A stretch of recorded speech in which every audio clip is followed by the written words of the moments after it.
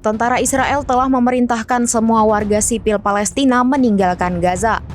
Tak lama setelah perintah tersebut, IDF membakar markas UNRWA, Badan PBB untuk pengungsi Palestina. Adapun serangan ini bukan kali pertamanya yang dialami UNRWA. IDF menuding markas besar UNRWA menjadi sarang Hamas.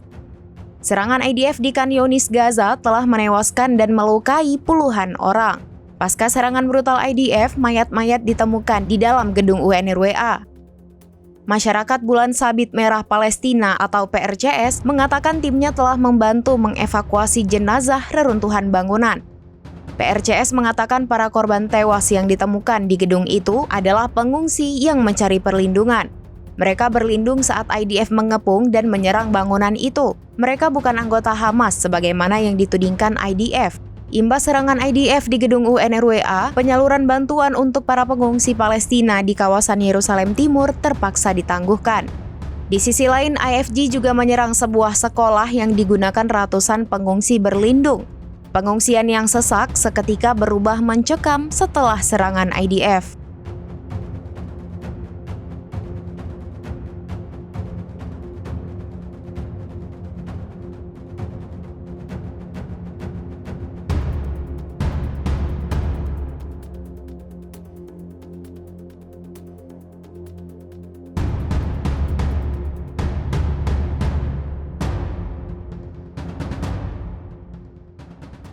Download Tribun X sekarang, menghadirkan lokal menjadi Indonesia.